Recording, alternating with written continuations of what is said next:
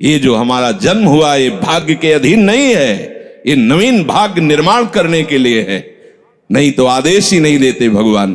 पशुओं को आदेश नहीं दिया जाता क्योंकि वो भाग्य के अधीन है। केवल मनुष्य शरीर को आदेश दिया गया है। किसी देवता को भी आदेश नहीं दिया गया कि आप ये करो ये ना करो, क्योंकि वो वही करेंगे जो उनके सुकृत है, उसके अनुसार बस भोग भोगेंगे। आगे कुछ नहीं कर सकते, नवीन कर्म नहीं कर सकते, न नारकी जी कर सकते हैं, न स्वर्ग के कर सकते हैं। सब अपने अपने परिणाम को केवल भोग रहे हैं। यहां परिणाम उपस्थित करने का अवसर है। आप जो चाहो अपना परिणाम कर सकते हो। आप चाहो नरक जाओ, चाहे स्वर्ग जाओ, चाहे नारायण बन जाओ, जो चाहो कर सकते हो। मनुष्य शरीर है तो ऐसा शास्त्र स्वाध्याय और पंडिताई ज्ञान किस काम का जो भगवत प्राप्ति प्रारब्ध पे छोड़ दे।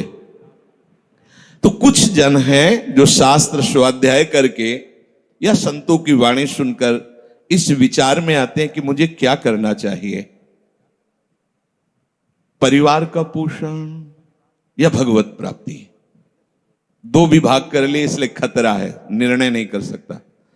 और सही पूछो तो दो विभाग है नहीं, एक ही बात है। समझ जाओ तो वहीं वहीं भगवत प्राप्ति हो जाएगी। अब उसके विचार में आता है कि अभी तो ब्याह हुआ है, या अभी छोटे छोटे बच्चे हैं, या अभी बच्चों का ब्याह किया है, अभी नए हैं, क्या जाने संसार का, मेरी आवश्यकता है, नहीं तो संसार इनको परेशान कर देगा। और वो अपने अहम जनित कर्ता भाव से ऐसा बंध जाता है कि निर्णय ही नहीं कर पाता यहां से जाना है। ये भूल जाते हैं। माया की ऐसी भूल भुलैया है कि हमें शरीर में राग और शरीर संबंधियों के राग में सुख मिलने लगता है और लगता है कि मैं अविनाशी हूं। वैसे मैं तो अविनाशी ही है, पर विनाशी को लेकर मैं ये भूल कर बैठता है। और जिसको पकड़ा है वो सब विनाशी, सब विनाशी। गो गोचर जहां लगु मन जाई, सो सब माया जानो भाई। दुनिया में लाखों का मेला जुड़ा, हंसा जब जब उड़ा तो अकेला उड़ा। समझो ये माया की चाल है जो तुम्हें समझने नहीं दे रही। अरे भाई समझो, समझो। अरे माया के दीवानों, यहां से हमें जाना है, जाना है। कुछ साथ नहीं ले जाना है, कोई साथ नहीं जाएगा। बस तुम फंस गए हो मोह दलदल में। ये कुटुंब का मोह ऐसा मोह है कि कैसे तुम्हें बताएं। याद ही नहीं आती कि मुझे जाना है, याद ही नहीं आता कि सब छूटना है। ये समझ में नहीं आता कि मैं आया किस लिए। बड़ी विचित्र भूल भुलैया है। मोह कुटुंब के अवसर खोयो। दो बातें आती हैं, परिवार का पालन पोषण, ये धर्म पालन करूं या हरि का भजन करके भगवत प्राप्ति करूं। तो बोले मोह कुटुंब के अवसर खोयो। अवसर मिला है तुमने, भलो पायो दांव रे, चूक ना अवसर प्यारे, भलो पायो दांव रे। बड़ा अच्छा अवसर मिला है भजन करने का, चूक गए तो फिर पछताना पड़ेगा। हरि की शुद्ध बिसराई। अब वो निर्णय करता है परिवार के पोषण का, क्योंकि मोह ममता है।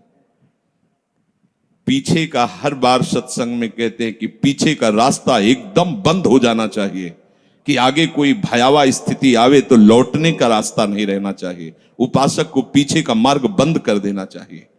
पर होता क्या है, अपने लोग बहुत कमजोर हैं तो कदम ऐसे रखते हैं पर पीछे वाला पुष्ट बनाए रखते हैं कि अगर इधर थोड़ी भी आंच लगी तो कदम पीछे करके सुरक्षित हो जाए। वो सुरक्षित नहीं है, वो सुरक्षित नहीं है, वो असुरक्षा है। परिवार का राग, अन्य भरोसा, किसी देहधारी का भरोसा, किसी वस्तुओं, ये भरोसे लायक चीज है। अरे क्षण में बिगड़ जाने वाली चीज है। भरोसा तो हरि का है, भरोसा तो हरि गुरु चरण सेवा अनुसरो। ये भरोसा कभी तुम्हें विश्वासहीन नहीं होने देगा। ये भरोसा कभी धोखा नहीं। साधुते हो न कारज हानि, कभी तुम्हारा मंगल नहीं हो सकता। मोह कुटुंब के अवसर खोयो, हरि की शुद्ध बिसराई। अब दिन तो बैल की तरह काम करने में व्यतीत हो रहा है और रात्रि नींद और भोग में समाप्त हो रही है। आठों पहर की 60 घड़ियां बेकार में इसने व्यतीत कर दी। एक क्षण भी शांति से बैठकर विचार नहीं किया कि मेरा जन्म किस लिए हुआ है, मैं क्या कर रहा हूं, और अपना कुशल चाहता है। एक छिन हरि को नाम लीनो, कुशल कहां ते हुई, तब लग कुशलन जीव को सपने हो मन विश्राम। स्वप्न में भी शांति नहीं मिल सकती जब तक भजन नहीं करोगे। बालक अवस्था तो खेल में चली गई, जवानी हुआ तो अहंकार मद छाया, मैं करता मैं भोगता इसमें चली गई।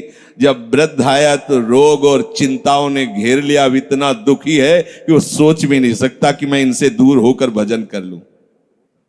ये जो वो भजन का नाटक होता है, भजन नहीं हम देखते हैं, ऐसे ही लगा रहता है, कैसे हो और बढ़िया से, और क्या करें, और मरने का ठौर आ रहा है, और क्या करें, तुम आए हो भजन करने के लिए और में अभी फंसे हो, क्या कर दूं, कहां से कैसे व्यवस्था कर दूं।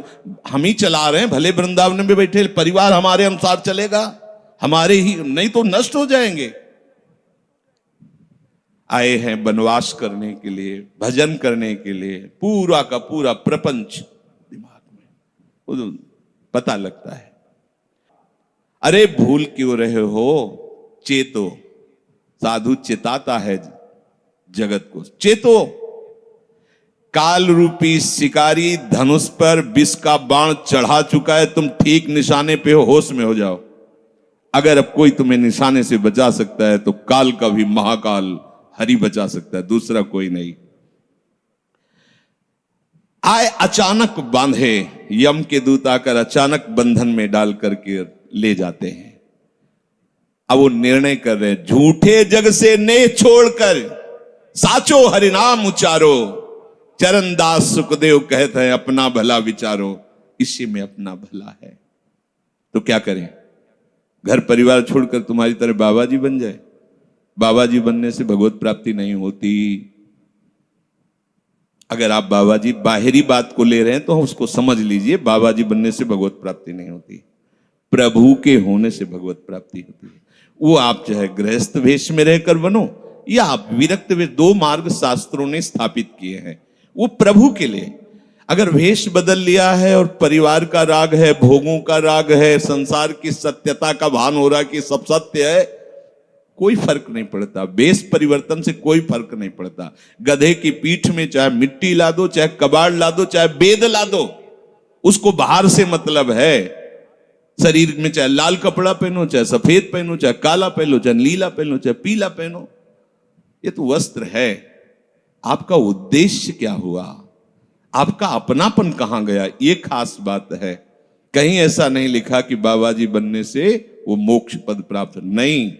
जहां संत की बात आएगी वहां लक्षण होंगे, जहां भगवत प्राप्ति की बात आएगी वहां मन का प्रभु में तन्मयता होना, प्रभु में डूबना, प्रभु के चिंतन में मगन होना होगा। वो चाहे गृहस्थ हो चाहे विरक्त हो, दोनों के। एक है कि संसार का व्यवहार पसंद नहीं तो वो निवृत्ति मार्ग का पथिक बन गया, और एक है कि संसार के व्यवहार को भगवत स्वरूप समझकर, भगवत अर्पित करते हुए अपने को प्रभु का मानकर, प्रभु को अपना मानकर चल रहा है, ठीक वैसे ही भगवत प्राप्ति उसको भी होगी। हम लोग जब सत्संग में बात सुनते हैं तो निर्णय करने के लिए हमारा ही हृदय होता है। अब लगा कि नहीं ठीक है, भजन तो करना है, पर हम ऐसा नहीं है कि कर्तव्य के लिए रुक रहे, पर कुछ समय अब हम लेंगे, फटाफट सब निपटा के। तो तुमसे भी चतुर काल है, वो उतने ही समय में तुम्हें निपटा देगा। बहुत चतुर है। हमने बहुत से लोगों के मुझसे सुना है कि बस ये काम हो जाए हम आए, आज तक वो लौट के नहीं आ पाए, क्योंकि वो गली ऐसी है, क्या है, बहुत दलदल है आगे। जो गया ना मोह कलिल में डूबा, अब निकल पाना बड़ा मुश्किल है। सत्संग में इतना सामर्थ्य है कि अभी आप सुन रहे हो, अभी आपको ऐसे सब ऐसे लगेगा, ऐसे ऐसे निकल जाएंगे, और गेट के बाहर होइएगा, वो हवा लगने दीजिए, तब लगे कैसे निकले। ऐसी प्रचंड माया है। इसीलिए तन ही राख सत्संग में तो मन ही प्रेम रस भेयो, तब मन प्रेम रस में बराबर सत्संग होता रहे, बराबर साधु संग मिले। ऐ साधु, ये तमाशा है, तमाशा बस 2 घड़ी का तमाशा है। यहां जितने इकट्ठे हुए हो, ये सब मिल नहीं सकते। माता पिता भाई बंधु सब बिछुड़ते चले जा रहे हैं। जो ही आकर सब इकट्ठे मिले हो, ये कभी इकट्ठे नहीं रह सकते। ये कुछ समय का है। संतों ने इसे 2 घड़ी का है, ऐसे ऐसे व्यतीत हुआ। हम लोग परिवार को अपना मैं मानकर, मेरा मानकर के जो पोषित कर रहे हैं, वो कुछ समय के लिए है। जैसे नदी पार करने के लिए 50 लोग इकट्ठे हुए, नाव में बैठे, नाव किनारे पहुंचे, सब अपने अपने मार्ग को चले जाते हैं, कोई किसी का साथ नहीं देता है। ऐसे ही मृत्यु का समय आया, चला। आप कितना भी प्यार करो, वो लौट के आपसे पूछने के लिए नहीं आएगा आप कैसे हो, या आपने कितना भी सबके लिए किया है, मोह से युक्त होकर अपना जीवन, विशेष जीवन आपने दे दिया, लेकिन आपकी क्या दुर्गति होगी किसी को कोई परवाह नहीं है। फूंक ताप के 10-5 दिन में वो जो दिन क्रिया हुई, इसके बाद सब मौज मस्ती में होते हैं। कोई तुम्हारा चिंतन, कोई तुम्हारा नाम नहीं लेगा, कोई तुम्हारे लिए आंसू नहीं बहाएगा। वो अगर कोई रोता है तो हमने सुना है कैसे रोता है। आज तक हमने जो कहा वही इन्होंने पूरा किया, मतलब अपनी कामनाओं की पूर्ति के लिए रोता है। अब कौन हमारी बात सुनेगा। तुम कितना हमें चाहते थे, कोई नहीं इतना चाहता। क्या कह के रो रहा है, क्या कह के रो रहा है? अपनी कामनाओं की, स्वार्थ की पूर्ति के लिए रो रहा है, तुम्हारे लिए नहीं रो रहा। वो ये भगवान का बगीचा है संसार, रंग बिरंगे फूल हैं। कुछ तो कली ही मुरझाकर नष्ट हो जाती है, कुछ फूल खिलकर नष्ट हो जाते हैं, कुछ में ऐसी सुगंध आती, थोड़ा सुगंध फैलती, वो भी नष्ट हो जाते हैं। ये बगीचा केवल देखने में सुहावना लगता है बड़ा भयावना। इसमें मृत्यु का तांडव हो रहा है। आप देखो, प्रतिपल मृत्यु भयावा, पर कैसी माया है। सामने वाला पतिंगा जला, फिर भी वो जाके उसी में जलता है। ऐसे फूंक के आ रहे हैं एक को, और उनको ये वैराग्य नहीं हो रहा कि मेरे शरीर की भी यही दशा होनी, मुझे कुछ कर लेना चाहिए। ऐसी कुछ कर लेना चाहिए जिससे हम कालातीत अवस्था को प्राप्त हो जाए। क्यों नहीं कर पाता? दारा सुत संपत्ति को सुख, ज्यों मोती ओस बिलावे, ह्या ही मिले और ह्या ही नासे, ता क्यों पछतावे। अरे भाई, ये पुत्र और परिवार का मिलन और ये सुख ऐसा है जैसे पत्ते में ओस की बूंद, कितने सेकंड में ढल जाएगी कुछ पता नहीं। ऐसे ही ये है। बड़े हर्षित हो रहे हैं, बाजे बजवा रहे हैं, बहुत दिनों बाद लड़का हुआ है, फूले नहीं समा रहे, और काल की अवधि बहुत अलू खत्म। अब वो बूंद जो है पत्ते में गिर गई। अब किस बात को लेकर यहां खुशी मनाई जाए, किस बात को लेकर हम यहां गर्व करें? बहुत सावधानी की जरूरत है। जो यहां मिला वो यहीं छूट जाएगा। आप जब जाओगे तो आपके साथ हरि भजन वो किया नहीं, आपके साथ ही हरि उनको माना नहीं। क्या करो? कुछ दे दे, क्या? सबको सुख देने की भावना, सब में प्रभु की भावना, जो भी तुम्हारे पास मन वचन कर्म से प्राप्त हुआ है वो सबको सुख देने के लिए है। सब में प्रभु है। ये बात समझ में नहीं आएगी, सबको क्यों सुख दें? क्योंकि सुख मिलना है। आप सिद्धांत समझो, आप सबके सुखों को खींच करके उनको दुख देकर सुखी होना चाहते हो, तो वो दुख लौटकर बड़ा भारी रूप रख करके आपको भोगना पड़ेगा। आप दूसरे को सुख दिए तो सुख लौट के बड़ा भारी सुख आपको देगा। ये सिद्धांत समझो ना, पर समझ ठीक है नहीं। तो हम दूसरे को दुख दे करके अपने को सुखी मानना चाहते हैं, तो वो दुख बहुत बड़ा रूप रख के आता है और हम दुखी हो जाते हैं। नहीं, आज तक तो सब लोग सुख के लिए ही कर रहे हो, तो सुखी हो जाना चाहिए। मतलब गलत है, कहीं ना कहीं सिद्धांत गलत है। सत्संगति को लाभ बड़ो है, साधु भक्त समझावे, चरण दास ही राम सुमिर ले, गुरु सुख देव बतावे। चरणदास जी कह रहे, तुम्हारा परम हितकारी हरि है, उसी से नेह लगा लो, सदगुरु के वचनों पर विश्वास करो, प्रभु के नाम का निरंतर रटन करो। अब ये बात हमारी समझ में आई सत्संग के द्वारा कि हमारे जीवन के जो दो उद्देश्य बन रहे थे कि एक तो क्या करें, परिवार का पोषण करें या हरि भजन करें, तो दो भाव जो बने थे उनको तो मिटार दो, दो है ही नहीं। घर गृहस्थी में जो है बिल्कुल उसे बंधनकारी मत समझो, प्रभु का सब कुछ मानकर नाम सुमिरन करते हुए जो सेवा करो, अरे बड़ा आनंद आता है। आपको लगता है कि बैठकर भजन होता है, बिल्कुल ये मन की चाल है, नहीं होता। मन को भजन में नहीं लगाओगे तो चाहे पड़े रहो चाहे बैठे रहो, भजन नहीं होने वाला। और अगर भजन में लगाओगे तो फावड़ा चलाते हुए भजन होगा। जब नाम का अभ्यास करना था तो नई अवस्था थी, तो गुरुजन हर समय सेवा में लगाए रहते थे। बड़ी बड़ी पत्थर की शिलियां आश्रम में थे, उठा उठा कर उनको जमा कर खोद के बराबर करना, तुलसी का बगीचा लगाना, गेंदे का बगीचा लगाना, और वृक्षों को हैंड पैप से भर भर के पानी 100 बाल्टी खूब सींचना खूब, और उसमें भी नाम स्मरण करना। और जो पूर्व सदगुरुदेव भगवान थे बड़े ही बाहरी कठोर नियम वाले, और उस समय नाम का अभ्यास उसी समय करवाया गुरुदेव भगवान ने। ऐसे नाम पूरे में सोने लगाना, पर गुरुदेव भगवान की कृपा से ये समझ में आया। तो हमें लगता है कि कोई भी काम करते हुए भजन हो सकता है, कोई भी। अरे जब युद्ध हो सकता है तो और क्या बात है। अब बोलो आपका निर्णय कि मैं परमार्थ में जाऊं या व्यवहार ठीक करूं। हम कह रहे हैं वो व्यवहार ही परमार्थ बना लो ना, भागने की जरूरत कहां है। और जब आपकी अरुचि बढ़ेगी, वैराग्य बढ़ेगा, तो तुम्हें कोई रोक नहीं पाएगा। वो तो स्थिति आएगी, और अगर स्थिति के लिए बिना तुम भागोगे तो यहां के वही प्रपंच करोगे, यहां भी वही प्रपंच करोगे, भजन नहीं होगा।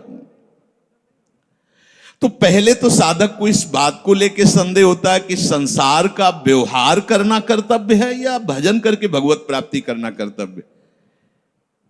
अब उसका सत्संग के द्वारा निर्णय होता है, चाहे शास्त्र का चाहे संतों का, कि नहीं नहीं मुझे तो इस जन्म में भगवत प्राप्ति करनी है।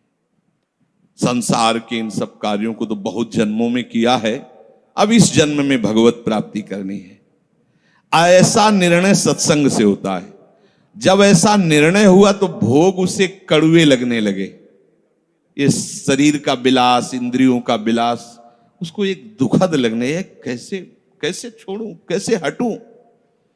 अब उसी को वैराग्य कहते हैं। अब उसके अंदर वैराग्य बढ़ने लगा। जब वैराग्य बढ़ने लगा तो वो प्रभु की तरफ चलने के लिए उतावला हुआ।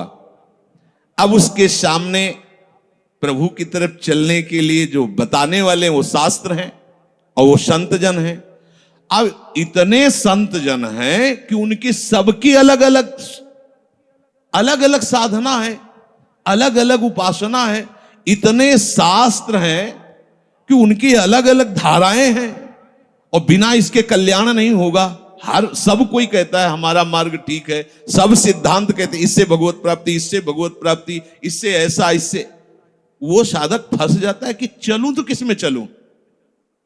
उसके सामने साध्य और साधन विषयक तरह तरह के भेद साधकों के द्वारा, संतों के द्वारा, भक्तों के द्वारा डाले जाते हैं सामने। फिर शास्त्र को पढ़ता तो बहुत सी बातें शास्त्र में निकलती हैं। अब वो बेचारा परेशान हो जाता है कि अब मैं क्या करूं। संसार का तो सत्संग के द्वारा समझ लिया कि ये ठीक नहीं, मुझे भगवत प्राप्ति, पर कैसे भगवत प्राप्ति करूं। अब इसका निर्णय करना उस नवीन साधक के लिए बहुत कठिन होता है। परंतु भगवत कृपा का वो जिसने आश्रय ले लिया वो यहां टिकता नहीं है। इस संशय में परमार्थ भगवत कृपा से पुष्ट होता है। सबसे पहले प्रभु हरि को गुरु बनाना चाहिए, वही सबके गुरु हैं। जब हम घर से निकलने की सोच रहे हैं उस समय वो सोच भी गुरु दे रहा है, वो हरि गुरु उस समय सोच भी दे रहा है वही। तो जब हमारी ऐसी स्थिति आती है कि हम निर्णय नहीं कर पाते तो अंदर से प्रभु को पुकारना चाहिए, हे गुरुदेव हरि, आप प्रकट रूप में मिलो और मेरा समाधान करो। अब जो ही वो अंदर से ऐसी दशा में प्रभु की शरण होकर के पुकारता है तो भगवत कृपा उसे सदगुरुदेव के रूप में प्राप्त हो जाती है। ये ओहो, जो मैं खोज रहा था वो मिल गया, वो अंदर से भगवान उसको वहां पहुंचा देते हैं, वो बात सुनवा देते हैं, वो संयोग बैठाल देते हैं, जिससे उसके सारे संशय नष्ट हो जाते हैं। अब वो संपूर्ण शास्त्र और संपूर्ण संतों के मत को प्रणाम करके अपने गुरुदेव की आज्ञा पर चलने लगता है। अलग अलग वर्णन है संप्रदायों के सिद्धांत, अलग अलग शास्त्रों की युक्तियां वर्णन है। हम कितनी चलेंगे तो एक युक्ति में ही। तो इतनी बात समझ लेना है कि हम प्रभु के अंश हैं, इसमें किसी भी संप्रदाय का कोई कटाक्ष नहीं। जीव प्रभु का अंश है, इसमें किसी भी संप्रदाय की कोई टिप्पणी नहीं है ना, ठीक है। दूसरी बात, संसार भगवान की माया है, सब संप्रदाय है ना, तो इस माया को त्यागना है। बात समझ में आ गई। तीसरी बात है भगवत प्राप्ति करनी है। ये तीन बातें किसी भी संप्रदाय में कहीं भी कोई काट नहीं इनकी। हम प्रभु के अंश हैं, ये संसार माया के द्वारा रचित है। संसार का, संसार के भोगों का त्याग करने वाला ही भगवत प्राप्ति के योग्य होता है। भगवत प्राप्ति करना हर संप्रदाय का लक्ष्य है, चाहे वो उपासना कुछ भी हो। संसार का त्यागना हर संप्रदाय का लक्ष्य है। कोई भी आप शास्त्र, सिद्धांत या संप्रदाय देखिए, संसार के भोगों का, संसार की आसक्ति का त्याग, और हम प्रभु के हैं, ये सिद्ध बात है। किसी भी संप्रदाय में हो, जीव भगवान का अंश है, ये निश्चित बात है। निश्चय में जितनी कमी होती भगवत प्राप्ति में उतनी ही देरी होती है। निश्चय में जितनी कमी होती है भगवत प्राप्ति में उतनी देरी होती है। क्रिया से भगवत प्राप्ति नहीं है, निश्चय से भगवत प्राप्ति है। निश्चय गुरु कृपा से होता है, गुरु वचनों से होता है, सत्संग से होता है। जब बुद्धि अपने आराध्य देव में निश्चल हो जाती है तो उसे नित्य योग का अनुभव होने लगता है।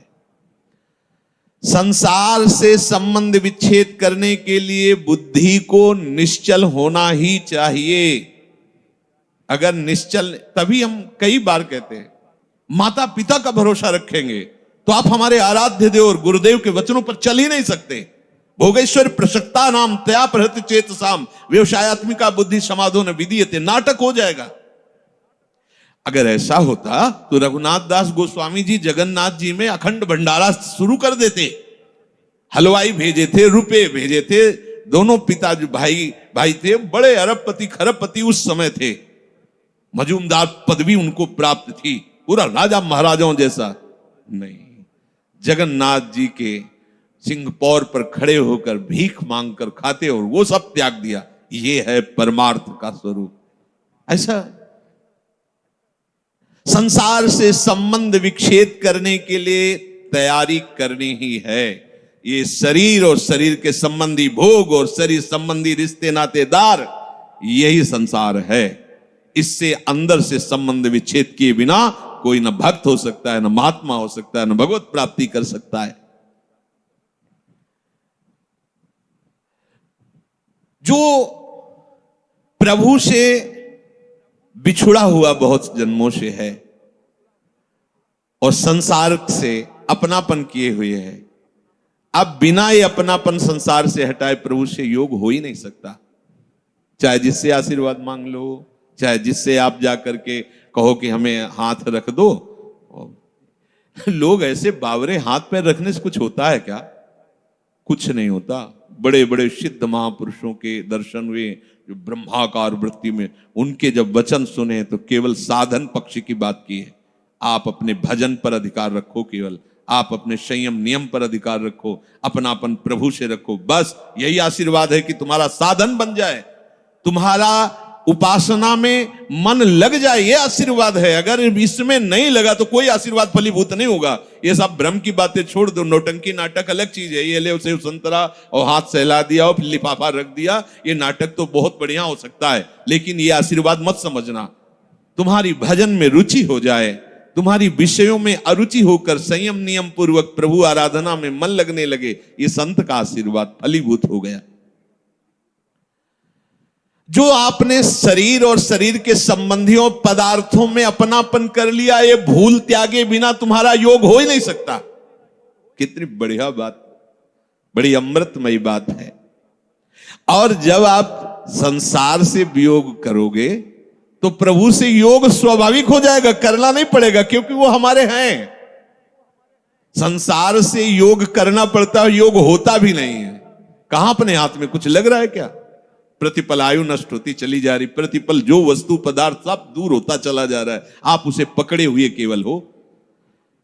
और इनको छोड़िए तो प्रभु से योग करना नहीं पड़ेगा, हमारा योग है वही जागृत हो जाएगा, स्वाभाविक जागृत हो जाएगा, हमारी बुद्धि प्रभु में निश्चल हो जाएगी। अगर आप अपने आप को प्रभु के चरणों में समर्पित कर दें तो चाहे गृहस्थ हो चाहे विरक्त हो, वो प्रभु की सामग्री है। जैसे सिंह के सामने से उसके शावक को कोई पीड़ा नहीं पहुंचा सकता, भय नहीं दे सकता, ऐसे हरिराम व्यास जी ने पद में लिखा, श्यामा श्याम के आश्रित को कोई भी भोग रोग शोक साप ताप ये कुछ स्पर्श नहीं कर सकता। हाँ, शरीर में होगा, लेकिन प्रिया जो ऐसी ऊंचाई पे बैठाल देंगी कि ये सब साप ताप राग रोग शोक आदि स्पर्श ही नहीं करेंगे। वो अपने आप में संतुष्ट रहता है, प्रभु के विधान में संतुष्ट रहता है। अब हम सब प्रभु के विधान के, हम क्यों नहीं देखते प्रभु के विधान को? हम क्यों मांगे फैला रहे हैं? हम क्यों अपनी बातें रख रहे हैं? हमारी यही समझ में नहीं आता। अब तो मौन होने का अवसर है, कुछ बोलने का अवसर नहीं, ना प्रार्थना करने की जरूरत है। ये मकान हमारे नाम करवा दिया तो अब रोज आके प्रार्थना करने की, देखो ये जाला नहीं लगना चाहिए, देखो इसकी खिड़की सुरक्षित रखना, दबका के भगा दिया जाएगा। अब तेरे को क्या मतलब, मैं इसमें जाला ही फैला दूं, तेरे को क्या मतलब? ऐसे ही अब हमें प्रार्थना की भी जरूरत नहीं। प्रभु इज्जत रखना, प्रभु स्वस्थ रखना, प्रभु हमारा कल्याण कर मत करो, हमारा कुछ है ही नहीं। अब आपकी इज्जत की बात है, अब आप अपनी शान बान को देखिए, हमारी तो जो थी वो आप में समर्पित हुआ, आप देख ली। अरे बड़ी मस्ती, अभी तभी तो कह रहे बिगड़ी जन्म अनेक की अब वही सुधे, आपको समझ में नहीं आ रहा। कह देंगे हाँ अभी मैंने कह दिया श्यामा से, और 2 मिनट बाद बात करेंगे तो देखो बुद्धि कहां स्थित है, केवल अहंकार में, देहाभिमान में। किसी ने कहा कि आपके स्वास्थ्य के लिए 1 माला रोज जप करते हैं, शेष माला अपने लिए जप करते हैं।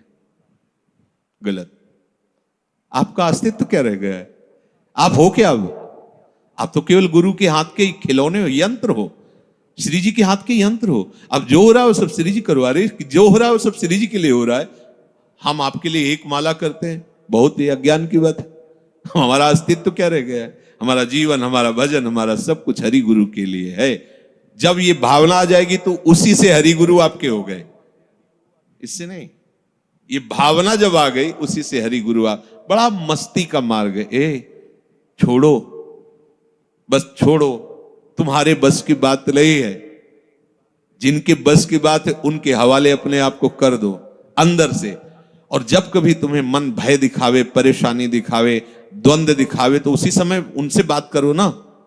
मैंने तो उनके नाम कर दिया, उनसे बात, मन से कहो उनसे बात करो। हम क्या करें?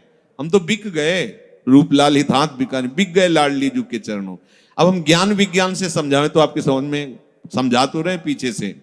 स्थूल है, सूक्ष्म है, कारण है, ये तुम नहीं हो, तुम आत्म स्वरूप हो। अपने स्वरूप में आओगे तो तुम्हारे अंदर कोई कामना है ही नहीं। अब अपना स्वरूप शीशा में देखते तो ये नजर आता है, क्या समझ में? भैया जो कुछ है स्थूल सूक्ष्म कारण और मैं, सब कुछ श्री जी, जो हमें पता नहीं क्या है क्या है कैसा है, वो सब श्री जी के हवाले। बात सुधर गई, इससे बहुत जल्दी बात सुधर जाएगी। शेष चर्चा आगे। श्री राधा वल्लभ।